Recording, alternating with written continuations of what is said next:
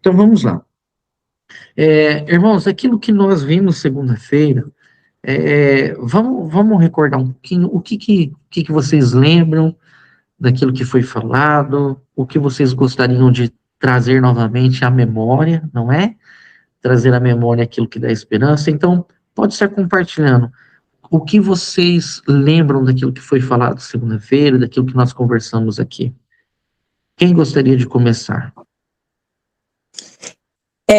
Que o Eterno, ele só deu os 10 mandamentos para o povo quando eles já estavam no deserto e não no Egito, né? Aí a pergunta que o senhor fez, por que o senhor fez isso? Pode continuar. Então, e o que todos os irmãos, né, e você vendo na palavra, você vê que realmente porque eles não iam poder, nem depois, eu pensando depois, eles não iam poder fazer nada, nem servir ao Senhor, porque eles estavam ali debaixo de um jugo, de uma escravidão, né? E lá eles não iam também nem entender direito. Mas a gente falou tanta coisa, que o irmão já levantou a mão, esse abençoado Adilson, ele vai falar aí, né, Adilson? Pode falar, Dilson. Você que levantou a mão Amém, antes. amém. Algo que me chamou muita atenção realmente foi o que a irmã falou de o povo ter sido levado até aos pés do monte, né? E lá ser apresentado, né, a eles a vontade de Deus, a vontade do Eterno para eles como povo, como nação sacerdotal, e que o motivo que nós vários listaram aqui, alguns que eu lembro, é para que eles estivessem, de certa forma, na total dependência do Eterno, né? Mesmo sendo escravos no Egito, como a irmã falou, lá eles tinham comida, tinham guarida, né? Tinham onde dormir, enfim, uma série de coisas. E no deserto, realmente, eles estavam totalmente dependentes do Eterno no que diz respeito a sustento, alimento, água, tudo, para que eles entendessem que o Eterno jamais os deixaria, né? Acredito que seja algo assim. Muito bom, muito bom. Neno, pode falar, Neno. Só complementando o que já foi falado, o senhor perguntou também por que foi o Adonai chamou o povo para se reunir no deserto, né? Essa pergunta ficou aí vários tempos, ninguém respondeu, aí o senhor mesmo respondeu, porque o deserto é terra de ninguém, né?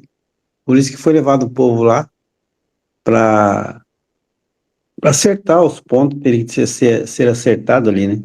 Então, muito interessante, uma coisa que me gravou na minha mente foi que o deserto é uma terra de ninguém, por isso que Deus chamou o povo até lá. Muito bom. Mais alguém quer comentar algo? Eu levantei a mão aí, pastor. Ô, Ney, desculpa, pode falar, Ney. Não, só lembrando. Não, assim, também foi discorrido aqui, né, a questão de que Deus sabia do que eles tinham lá no Egito, né, tanto a alimentação, o trabalho, o envolvimento para fazer com que eles pudessem ter o dia a dia deles, e nós correlacionamos também com a nossa passagem aqui, né, que muitas coisas a gente está inserido, muitas coisas nos envolve, nos atrai a nossa atenção, e que o Senhor, sabendo de tudo isso, trouxe o povo lá para caminhar no deserto, mostrando a eles que a roupa não se desfazia, as sandálias não se desfaziam, que a dependência era total deles, que eles tinham que confiar de uma forma sobrenatural, e nos aprendemos para os dias de hoje, né? Que muitas vezes muitos creem em carros e cavalos e tudo mais, e não faz menção do Senhor. E nós estamos aprendendo que a gente tem que estar no deserto para poder se desfazer das coisas que esse mundo nos acena, né? Só isso aí, pastor. Obrigado, Ney. Pastora Ellen, pode falar. Amém, shalom a todos, irmãos. Eu me lembro que você também falou sobre Êxodo 19, do versículo 5, né? Tem até ele aberto aqui. Agora, se obedecerem fielmente, guardarem a minha aliança, vocês serão meu tesouro pessoal, dentre todas as nações, embora toda a terra seja minha. Versículo 6, vocês serão para mim um reino de sacerdotes, uma nação santa. Então, a pergunta que você fez foi se nós podemos viver, né, receber essas promessas do Senhor, participando desse reino de sacerdotes, fazendo parte dessa nação santa. E aí, eu lembro que nós comentamos que, através de Yeshua, nós temos acesso a essas promessas. Amém. Amém. É isso aí, pessoal. É isso aí. Então, eu quero passar agora para o Pablo. Pablo, você pode dar continuidade, tá bom? Opa, muito bem. Isso foi o que nós estivemos vendo, então, que o Eterno possa continuar conduzindo através da sua vida. Que legal essa dinâmica de poder ir nós, resumindo o que vimos no dia anterior, dessa forma, é um pouco também a forma da própria Torá como ela é escrita, né? Moisés se refere muitas vezes a textos que já foram falados anteriormente, e agora, justamente, nós estamos fazendo a mesma coisa. Obviamente que estamos entrando em Shavuot, e é uma das festividades mais interessantes que temos, é uma das principais, onde deveríamos nós subir a Jerusalém para apresentarmos oferta ao Eterno, e a pergunta é, muitas vezes, por que lemos o texto de Êxodo? Estávamos agora há pouquinhos dias em Bamidbar, que era a Parashá, a primeira porção do livro de Números, e tivemos que voltar para trás. E é assim que a Torá se explica porque ela procura pontos de referência na leitura, para que a gente possa entender e memorizar sobre todas as coisas, tenhamos memória de todas as coisas, e é para isso que nós buscamos esses textos anteriores. Muito bem. Quem entende as festas do Eterno, e quem está sempre ao tanto das festas, está andando sempre um passo à frente, certo? Porque nela nós vemos, nas festas, assim como o Ney os outros dias declarava, né, quando ele trouxe para nós aquele dia de compartilhamento aqui, as festas, nas festas nós temos o plano perfeito da redenção, e nós estamos andando justamente quando nós estamos praticando as festas, por exemplo, que vamos praticar amanhã Shavuot, e tivemos todos esses dias contando o Homer desde segunda noite de Pesach, nós estamos justamente atravessando e pisando sobre cada um dos planos da redenção, cada um dos planos que estão previstos na redenção, e que em hebraico se chama Geulah, né? Nós estamos na Geulah.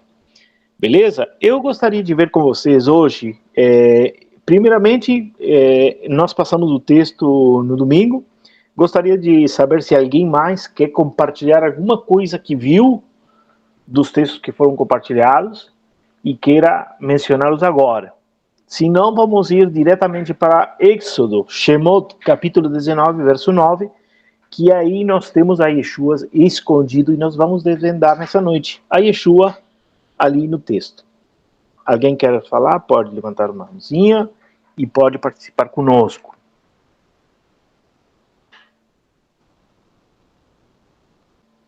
Lembrando os irmãos que amanhã às 20 horas teremos nossa festividade na Beit Hallel, em Toledo, da festa de Shavuot. Estamos prontos todos, eu acho, hein? Estamos esperando esse momento. Muito bem, vamos ler. Adilson, você está um pouquinho longe, que nem o César, e a Annelise é a que ganha de todos vocês, tá? A Annelise, não sei quantos mil quilômetros ela está de nós, mas é assim. Está entre a Annelise e Maria Inês. Maria Inês também está longe. Mas seria bom, a gente talvez vamos passar no Meet, talvez vamos ver se dá, né, pastor? Passar um pedaço da festividade, né? Só na hora da comida que nós cortamos, porque senão fazemos vontade nos outros, né? Beleza? Então, mas amanhã eu acho que vamos abrir pois é, Adilson Machado vai ter a oportunidade de estar conosco. Isso é bom para os irmãos daqui de Toledo, hein? Olha o pessoal querendo vir, hein? Tá bom? Vamos lá, então, vamos para o texto. Bênção pura, Ney. Vai, pastor. Não, Deus vai preparar o momento para nós estarmos juntos, mas amanhã vamos estar nos organizando, então, irmãos, para nós transmitirmos. Acho que pelo Google Meet mesmo a gente libera o link, né, para vocês, e aí vocês participam com a gente.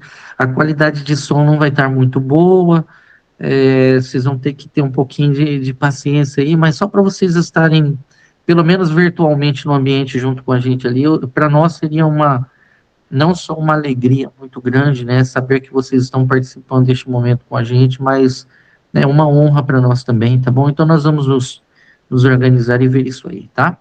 Obrigado, Pablo.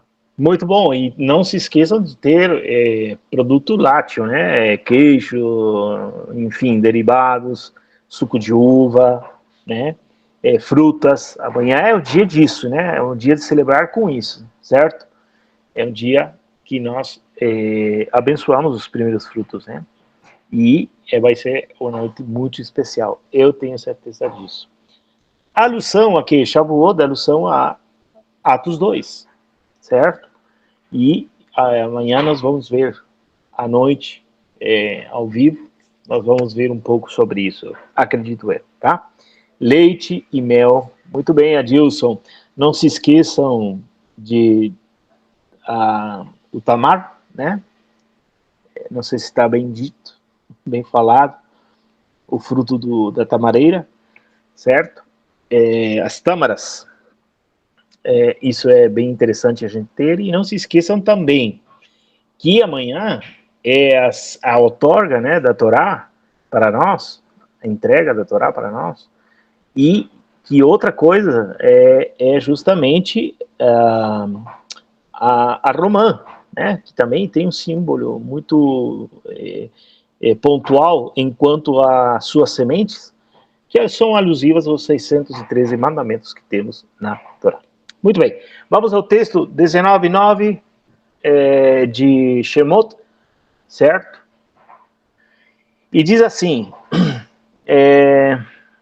e disse o Senhor a Moisés, eis que eu virei a ti numa nuvem espessa, para que o povo ouça, falando eu contigo, e para que também te creiam eternamente, porque Moisés tinha anunciado as palavras do seu povo ao Senhor.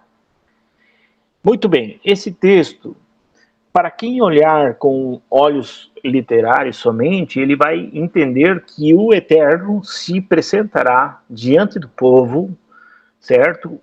Numa nuvem espessa, certo? É o que diz o texto. Para mim, não sei se na Bíblia de vocês, essa fala está entre aspas. Para vocês, eu não sei se está entre aspas. Por quê? Porque nós temos aqui, nesse texto, o conceito de que o Messias está incluso nesse texto. Tá? Nesse texto, nós vamos vai falar justamente de Yeshua. Se eu perguntasse para você o que você vê no texto, talvez, literalmente, você vai dizer que é uma nuvem, que há uma nuvem sobre a montanha. Porém, essa nuvem, nessa noite nós vamos ver que ela é Yeshua. E ela aparece também nos livros da Brit Hadashah. E que realmente é necessário a gente entender isso. Também é alusivo a Yeshua, porque essa nuvem, ela vai atuar ali como um intermediário entre Moisés e o povo. Entre Deus e o povo, certo? Vejam o que diz ali. E disse o Senhor a Moisés, eis que eu virei a ti numa nuvem espessa, para que o povo ouça, falando eu contigo, e para que também te creiam eternamente, certo? você está vendo que essa nuvem, ela atua como um intermediário. Porém, se o fator principal fosse Moisés, eu preciso ir um pouquinho atrás, no capítulo 18, para nós entendermos algo que o povo está falando anteriormente. Vamos ali o capítulo 18, vamos passar um pouquinho para trás, porque você vai ver que depois da recomendação de Yitro, do conselho que ele dá para que Moisés divida as tarefas, justamente essa porção de Shavuot está dentro da Parashá Yitro, você vai ver que o Eterno fala ao respeito de... O próprio Moisés vai declarar que há de vir um que é maior que ele, certo? E a ele nós devemos escutar. Essas mesmas palavras Yeshua disse naqueles dias aos sacerdotes, também aos mais doutores da lei. Ele conseguiu falar para eles que vocês não acreditam em Moisés. Porque se vocês acreditassem em Moisés, acreditariam em mim. Certo? Porque Moisés falou a respeito. Eu estou com baixa internet aqui, por isso que não estou ligando a câmera, tá? E a luz está bem aqui em cima. Desculpe que eu não vou abrir a câmera hoje, tá? Mas é importante a gente entender de que esse texto, essa nuvem, esse intermediário que está implícito no verso 9 do capítulo 19 é Yeshua, está falando de Yeshua, certo? Eu quero ver aqui no capítulo 18, onde nós temos que o povo entende essa colaboração de Moisés ao falar de que um virá que é maior que ele. Só um minutinho, por favor.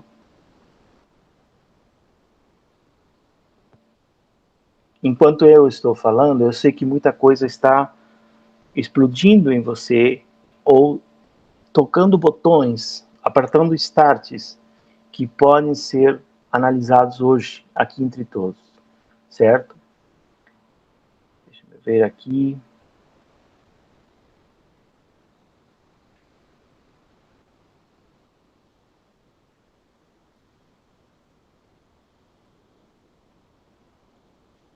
Eu tenho 18 aqui também. Fala.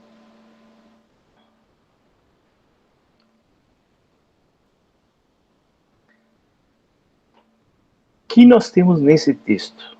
Nós temos que a nuvem espessa é o próprio Yeshua.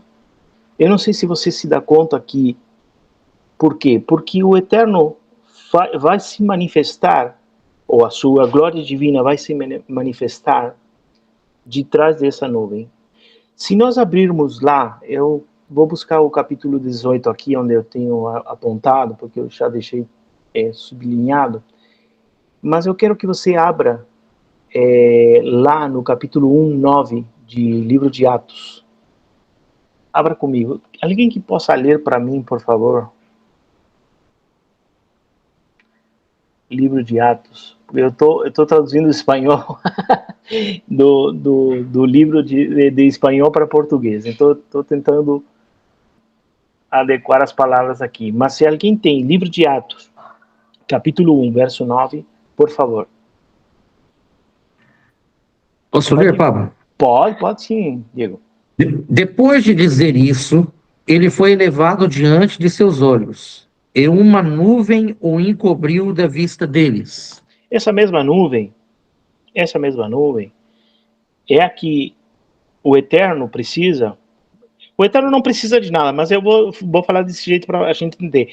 Essa nuvem é porque ninguém pode ver a glória de Deus diretamente e sobreviver. Então, o Eterno se faz presente no nosso meio através de um fato, que pode ser esse fato de usar natureza para se explicar ou se expor diante dos homens. Essa nuvem é Yeshua.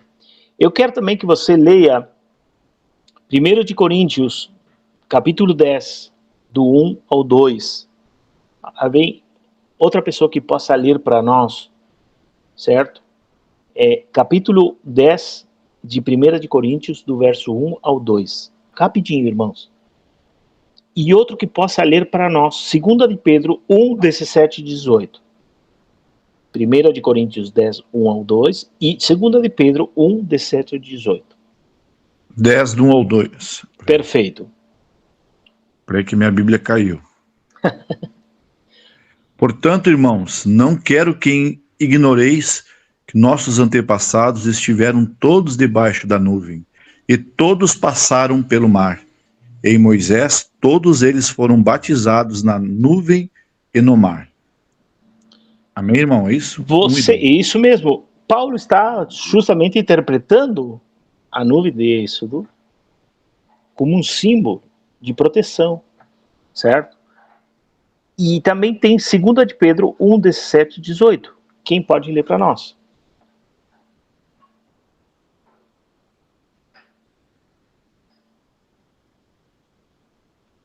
Aquí tengo, Pablo. Vai no espanhol, então? Sí. Beleza. Beleza. Porque cuando recibió de Elohim, Padre, honra y gloria, después, desde la gloria espléndida de la majestad de su presencia, su voz resonó sobre él y dijo: Este es mi hijo a quien amo, estoy muy complacido en él. Nosotros oímos esta declaración del Padre cuando estábamos con él en el monte Kadosh. Muito bom, muito bem. Esse texto está falando justamente de que Deus está usando esses fatos ou a natureza para explicar que ele não pode ser visto, mas que ele pode ser mostrado através de uma nuvem espessa. Eu quero dizer para você, todas as coisas, todas as palavras da Torá apontam para um Messias. E esse Messias é Yeshua, certo? E você vê isso em suas próprias palavras, em Mateus 24:30. Ele também vai augurar, ou vai dizer, ele vai atuar como um arauto. E eu gostaria que você também lesse comigo essa noite, Mateus 24:30. Quem pode abrir? E Mateus também 17:5. 24:30 e 17:5. Esses são textos muito importantes que a gente precisa estar de olho para entender que essa nuvem que fala Êxodo 19:9 é justamente Yeshua. Tá bom? Então, Mateus 24:30 e Mateus 17:5. Vou ler Mateus 24:30. Perfeito. Então o Sinai do Filho do Homem aparecerá no céu. Todas as tribos da terra se lamentarão. E verão o Filho do Homem vindo das nuvens do céu com grande poder e glória. Obrigado. Entenderam o texto? Tá muito, muito fácil de entender. Mas justamente Deus usando a sua glória e usando assuntos naturais para explicar. Mateus 17:5. Isso ele está falando na transfiguração, tá? Mateus 17:5. Pablo, Diga. eu posso só ler uma escrita que tem antes do versículo 30? Claro que sim, pode sim. Então tá assim, bem negrito mesmo, sabe? O sol escurecerá, a lua não mais brilhará. As estrelas cairão do céu e os poderes celestes serão abalados.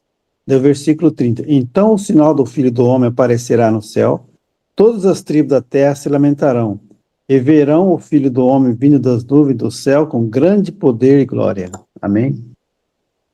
Amém. Agora o próximo texto, muito obrigado. Olha só. Mateus 17:5, na transfiguração. Quem pode ler? Mateus 17:5. Estando ele ainda a falar, eis que uma nuvem luminosa os cobriu, e da nuvem saiu uma voz que dizia: Este é o meu amado filho, em quem me comprazo, escutai-o. Muito bem, e nós temos quatro pontos importantes aqui que nos falam que na leitura, como eu falei, na escala da leitura ou na hierarquia da leitura, nós temos 4 níveis. No primeiro nível, nós vemos que a nuvem oculta a luz infinita, mais conhecido como a Or Ein Sof, né? Que é a luz infinita, certo?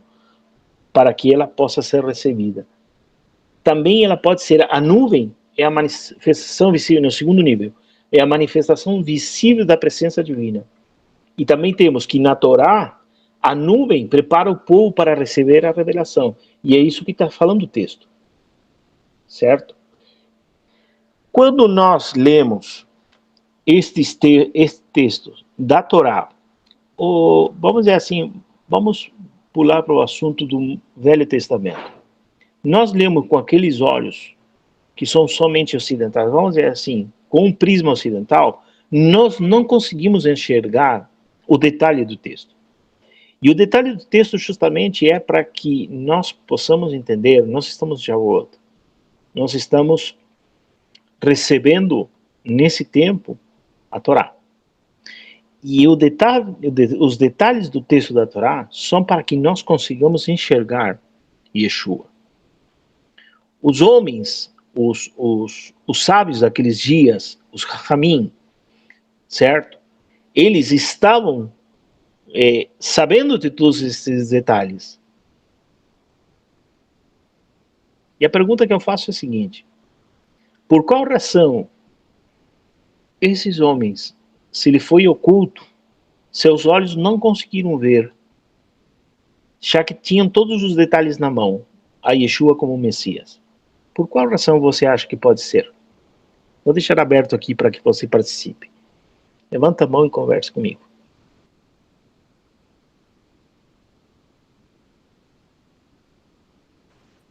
Pablo, repete essa pergunta, por favor, que ela é muito importante.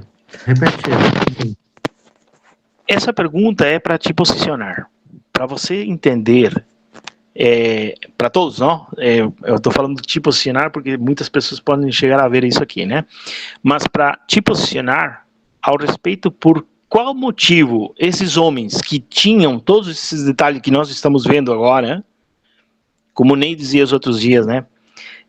Agora fica muito mais fácil ler o Novo Testamento, a Brit Hadashah, a Nova Aliança, a Aliança Renovada, com estes olhos. Estes homens sábios, que nós estamos falando, judeus sábios, os Chachamim, certo? Os próprios fariseus, do qual Yeshua pede que nossa justiça seja como a deles, né? Certo? Eles não conseguiram ver a Yeshua. E eles tinham todos esses detalhes, ainda mais que nós. Esses detalhes estavam presentes todos os dias. Esses detalhes da Torá estavam presentes em cada um dos dias desses homens. Eram passados de pai para filho, de geração em geração. Como diz o cântico Levador, né? De geração em geração. Esses ditos foram contados. Por que eles não conseguiram ver? É a própria palavra que responde, mas eu gostaria de que você chutasse. Por qual motivo você acha que eles não conseguiram ver Yeshua?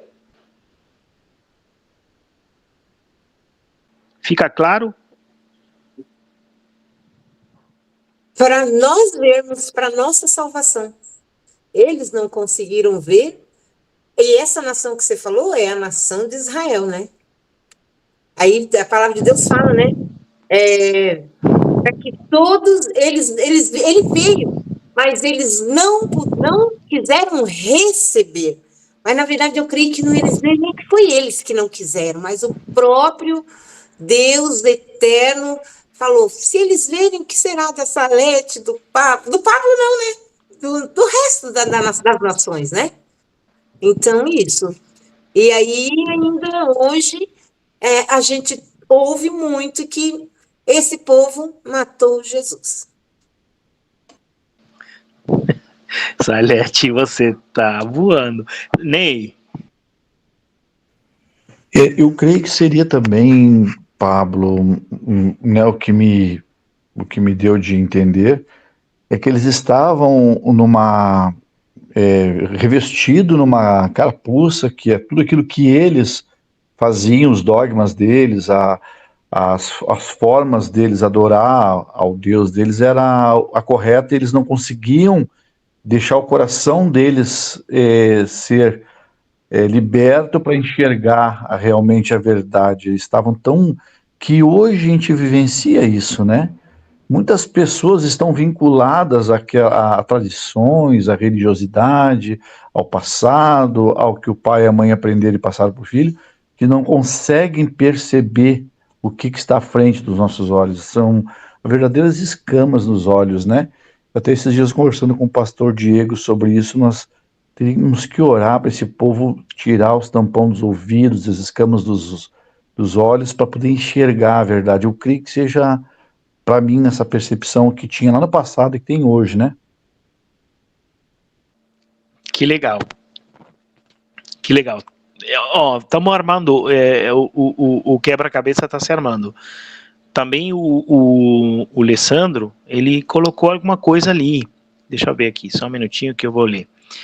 Focaram nas profecias de glória e vitória do Messias. Também interessante, é isso aí também. Adilson, você tem a mão levantada. Obrigado, Alessandro.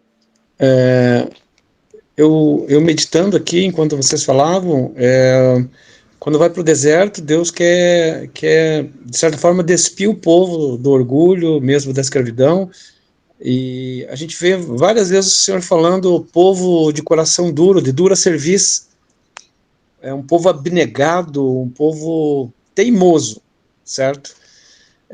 Será que se eles tivessem esse entendimento e tivessem visto o Messias, tivessem visto o Hamashi, tivessem visto Yeshua, todo o tempo sendo revelado na palavra, eles não iam querer isso só para eles e se fechar numa nação exclusiva sem abrir isso, porque Deus queria que eles fossem um megafone para o mundo falando da sua verdade. Mas pelo coração deles eu entendo que eles se fechariam. Eu vejo assim. Muito bom. Também é legal. Também encaixa. Vamos lá. O que mais? Tem alguma mão levantada? É do Adilson. Vamos abrir Romanos 11? Ela vai responder para o pastor Diego. Vamos lá.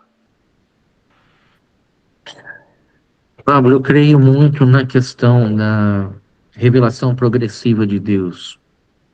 Não é? Deus, ele sempre foi compartilhando revelações com a humanidade, isso em formas de aliança, ele foi estabelecendo alianças. Sempre Deus teve aqueles que se permaneceram, né, aqueles que permaneceram fiéis, que não se dobraram, né, não se entregaram ao sistema maligno. E eu creio muito nessa soberania de Deus. Em que sentido? Era propósito de Deus, né? Então, quando eu olho para Israel e vejo essa limitação, olhando para a própria nuvem, vou pensar assim, colocar assim dessa forma. Há uma nuvem, e aquela nuvem era para impedi-los de ver a glória. Era uma forma de ocultamento, de revelação, mas também de ocultamento. Eles não podiam lidar com aquela glória ali, naquele momento. Então a nuvem, ali no caso o Mashiach, ele vem não só para proteger o povo dessa revelação, mas para ocultar essa glória de Deus também. Então, ao mesmo tempo que há uma glória manifesta, há uma ocultação também. Há uma revelação parcial e há uma proteção de Deus. Então, Deus é soberano. E, lógico, eu vejo os tropeços de Israel. Eu vejo que, né, meu Deus, eu nem sei se eu deveria falar assim, mas em Israel eu não me vejo também, né? eu me vejo, porque apesar de tantas evidências, tem muitas coisas que são desafiadoras para nós, mas eu também creio muito nessa soberania de Deus, de que Ele vai mostrando de forma parcial e progressiva a sua revelação.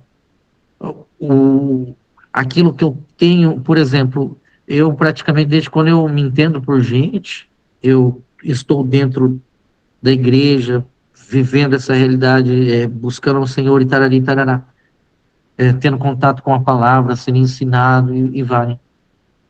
Mas na minha vida, houve uma revelação progressiva de Deus. Existiam coisas que antes eu não consegui ver. Por quê? Eu vejo que é o próprio propósito e o tempo de Deus.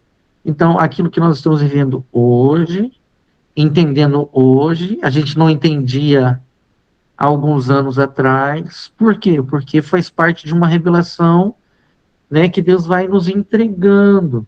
E ela vai se tornar muito plena. Eu acho que o que a gente sabe hoje ainda nem se compara com aquilo que vai ser de fato quando o Mashiach vier, não é? Então, no meu entendimento, isso, eu vejo que Israel, ele não viu, porque assim Deus determinou, não são as falhas e nem os acertos, mas é aquilo que Deus liberou, aquilo que Deus estabeleceu para que o povo conhecesse. E essa revelação veio e nos alcança hoje, e existem coisas que nós estamos conhecendo, um pouco, quem sabe, com mais de entendimento que eles, por causa de Yeshua, mas eu vejo como soberania de Deus, como um propósito de Deus. Então vai chegar um momento que essa nuvem, ela vai revelar toda essa glória. Tá. Muito bom. Tudo se encaixa. Vamos lá ler Romanos 11, vai justamente esse tropeço que você falou, está lá escrito, certo? Eu gostaria que você abrisse comigo Romanos 11, do 8. Vamos ver.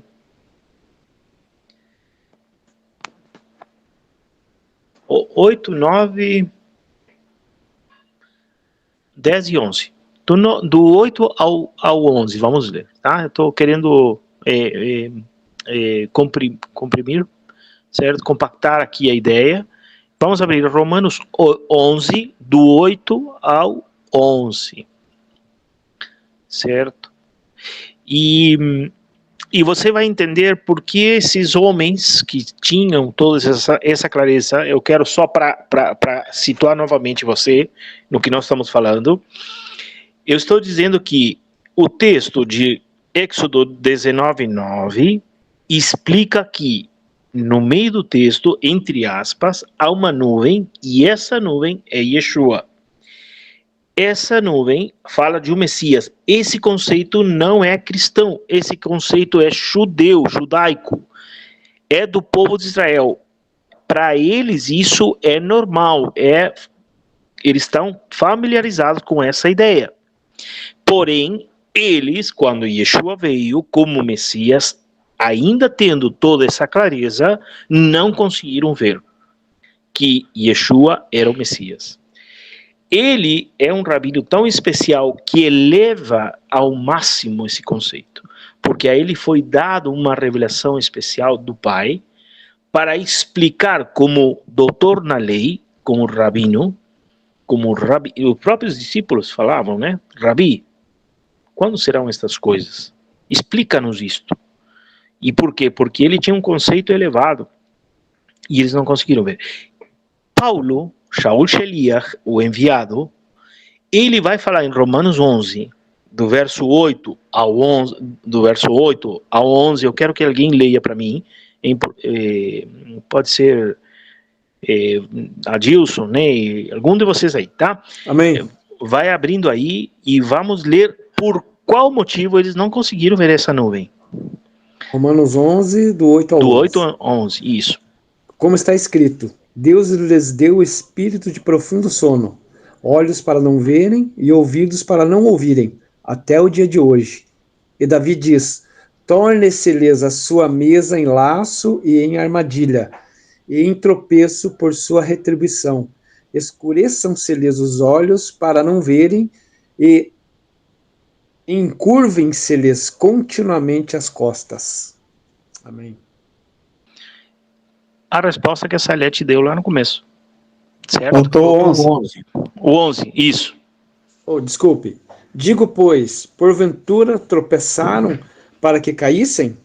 De Tropeço. modo nenhum, mas pela sua queda veio a salvação aos gentios para os incitar à emulação.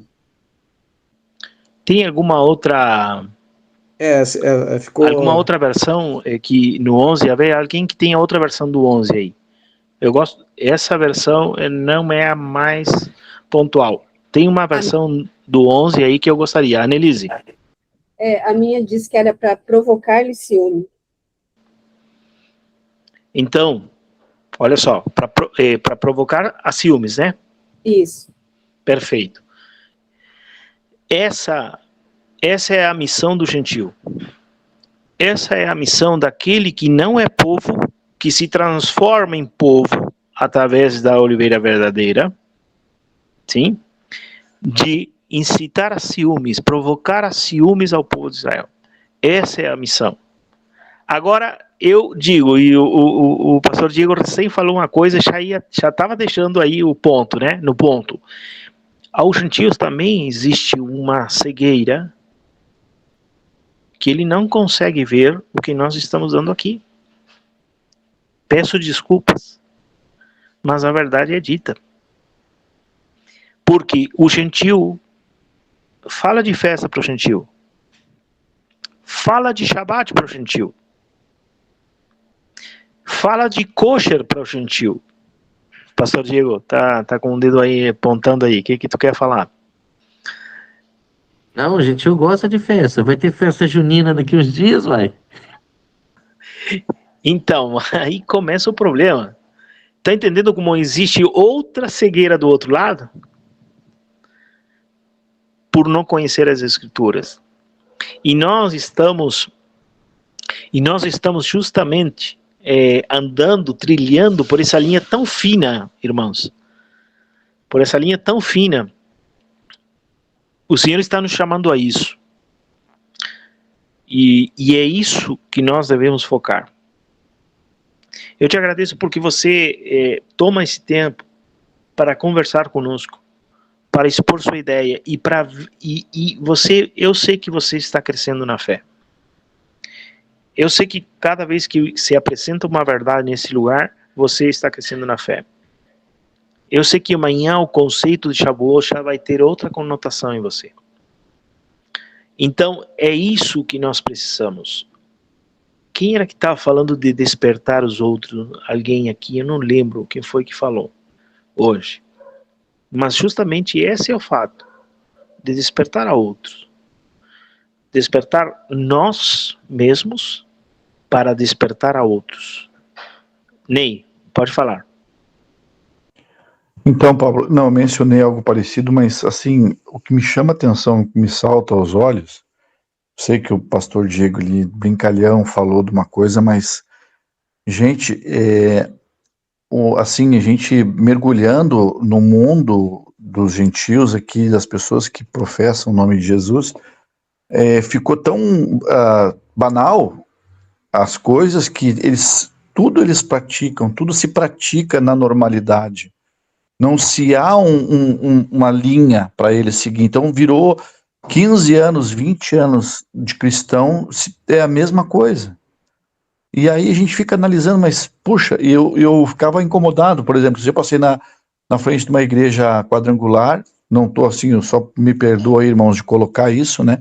Eu vi uma árvore de Natal, eu fiquei analisando o poder de uma manipulação, né?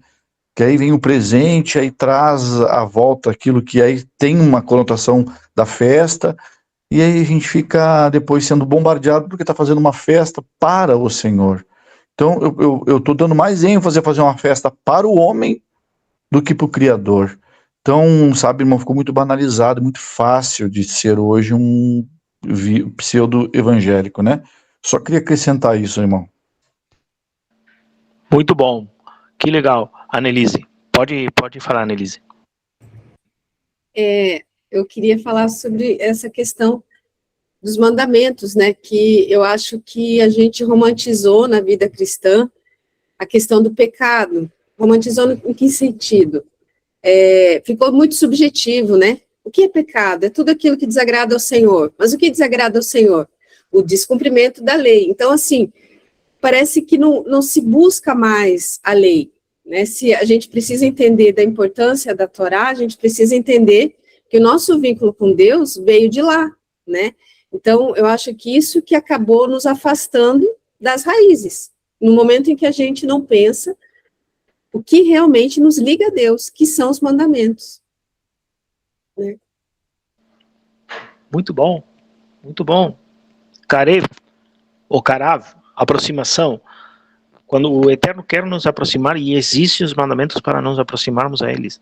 A ele. Hoje eu coloquei lá no grupo da Beit Hallel, já no último dia da contagem do Homer, ao respeito que esse reino é meritocrático. E não é nem republicano, nem democrático. Ele é meritocrático. Sim? Porque todo aquele que bate se lhe abrirá. Então, João Batista, desde o tempo de João Batista, o reino, né, tem sofrido violência, e aqueles que o arrebatam são os violentos. Existe uma posição da nossa parte, e isso tem que ficar muito claro nesse grupo. Para quem não conhece a Annelise, né, andamos desde 2018, né, Annelise? Depois ela foi embora, né?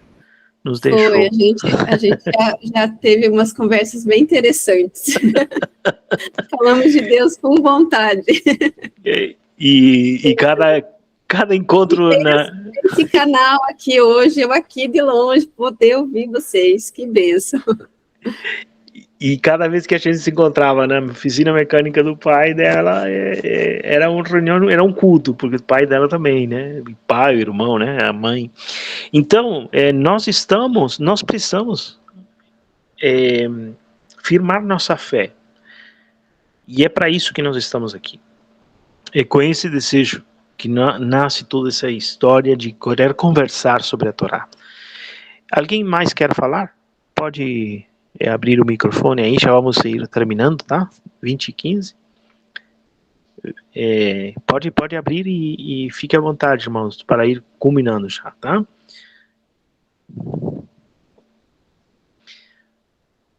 Se você vê o texto de Romanos 11 que nós limos e o texto de 19:9, olha o que diz assim, lembra que ele deu um espírito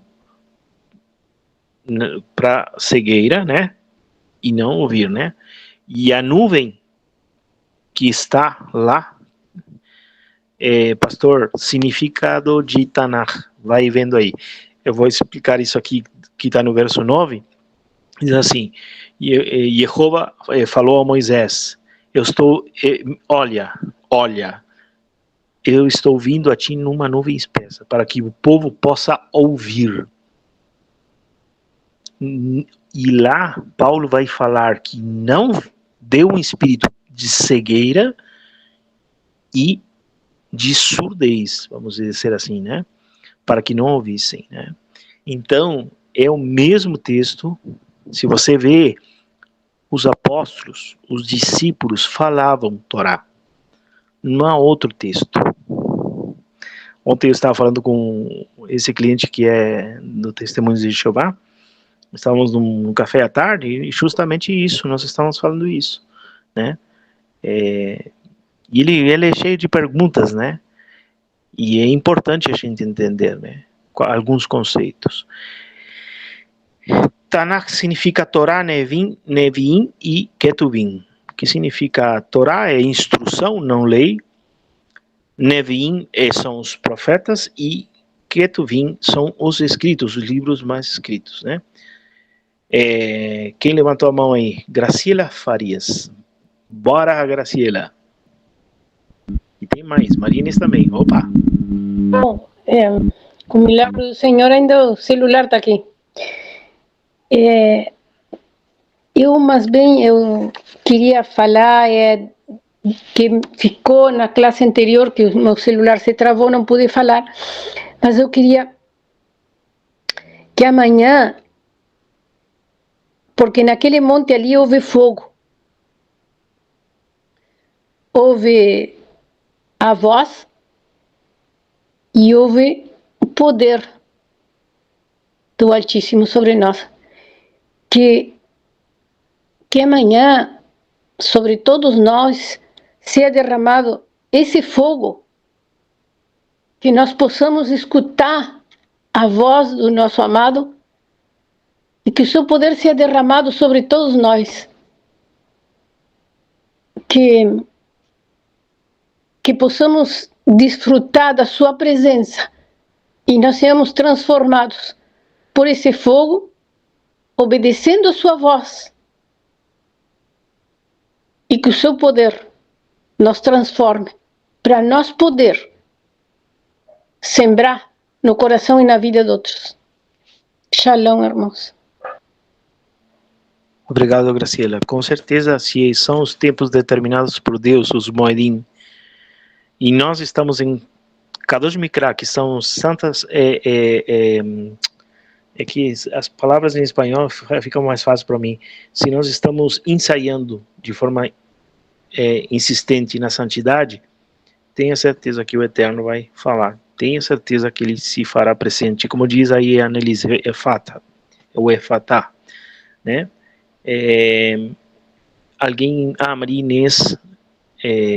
Maria Inês, eu acho que levantou a mão, né? É que estou vendo no meu celular aqui e Maria Inês, é você sim. Bueno, que quería compartir que el Señor sacó a su pueblo de la esclavitud, lo llevó al desierto porque Él necesitaba conectarse con su pueblo de una manera especial y sacarlo no solo de esa esclavitud física, sino de esa esclavitud mental. Porque él tuvo que romper todas esas estructuras religiosas. Todos nosotros salimos de una estructura religiosa, de un sistema estructurado, y él nos aportó a todos como apartó a su pueblo, para estar allí en silencio y conocerlo realmente a él y escuchar su voz y conocer la verdad de la Torá, porque muchos conocimos palabra de hombre, pero no la palabra del Eterno. Entonces, todos creo que nos ha llevado al desierto para realmente ahí aquietar nuestra alma y ahí realmente escuchar su voz y aprender de forma real su palabra, la Torá, que es viva. Amén. Amém. Muito bom, muito bom. Obrigado, Marinense, pela participação também. E também fala Adilson, acho que colocou alguma coisa por aqui. Quando Yeshua disse que não veio para revogar a lei, mas para cumprir, ele confirma a eternidade da Torá, porque ele contém toda a vontade do Eterno, obviamente. Só que se nós damos as costas para ela, então a revelação não vem, né? Quem mais falou alguma coisa aqui foi o Alessandro, Isaías 6, 9 e 10. Ele disse: vai, diz a este povo, ouvi voz de fato, porém não entendais. E vede voz de fato, mas não compreendais. Faz o coração deste povo engordar e faz com que os seus ouvidos sejam pesados. E fecha os olhos deles, para que não aconteça que eles vejam com seus olhos e ouçam com seus ouvidos e entendam com seu coração. Convertam-se e sejam curados. Muito bom, muito bom. Para finalizar rapidamente, por que comemos queijo? O queijo tem o processo do queijo, ele tem que eliminar coisas para ser queijo, para ser uma substância melhor. E assim é a Torá em nós. Sabe por que muitas pessoas não querem a Torá? Porque vai exigir um compromisso. Vai exigir um compromisso da pessoa. Porque ela vai atuar como um espelho, né? Sempre nós falávamos isso no grupo com os irmãos do Uruguai. e ela vai tirar o melhor de você. A sua melhor versão estará ali. É por isso que quando você comer queijo no Shavuot, você está dizendo que a Torá, que foi entregue a você no monte, né, é justamente para tirar a melhor versão de você. Eu acho que por hoje é só. Nos vemos sábados de manhã, às 10 horas da manhã. Alguém quer falar por últimas palavras? Se não, já vamos... vou pedir para o Adilson entregar esse tempo. E nos vemos na Beit Hallel amanhã, 8 horas. Shavuot. Pastor, pode falar. Existe uma ideia, irmão, de que em Shavuot, quando o Senhor apareceu, diz que quando o Senhor falou os 10 mandamentos, somente a voz dele foi ouvida. Tem um Midrash que explica um pouco sobre isso, e fala que quando ele começou a se pronunciar ali no Monte Sinai, dizendo, eu sou o Senhor, o seu Deus, não se ouviu nenhum outro tipo de som. Não se ouviu o som dos animais, dos bois mugindo, do vento soprando, não se ouviu os pássaros cantando, nada. Houve silêncio absoluto e a voz de Deus reinou naquele momento e todos puderam ouvir. Outra coisa muito interessante que se fala sobre Shavuot é que enquanto Deus falava, haviam ressurreições, vou colocar dessa forma, tá? Haviam ressurreições, pessoas ressuscitavam, morriam, mas ressuscitavam com a voz de Deus. Então, que amanhã isso se repita sobre as nossas vidas. Que quando Ele falar conosco, quando a palavra do Eterno chegar até o nosso coração, não venha haver nenhum outro tipo de som mais, somente a voz dEle venha ecoar dentro de nós, somente a palavra dEle venha quebrar todas as estruturas dentro de nós, venha nos ressuscitar, independente das áreas, não é, que morreram na nossa vida, que isso possa ressuscitar. O Monte Sinai é conhecido por ser um local seco, mas frutificou, não é? Se encheu de flores, de frutas, de plantas, que seja um tempo de frutificação, que a voz de Deus gere uma frutificação sobrenatural nas nossas vidas. Então, se prepare para amanhã, se prepare, grandes coisas o Eterno fará, Ele sempre fez, e Ele continua fazendo. Ele é o mesmo ontem, hoje, e será o mesmo sempre. Então, que a voz de Deus ecoe, entre no nosso ser de uma forma poderosa amanhã. Amém? É isso aí, Pablo.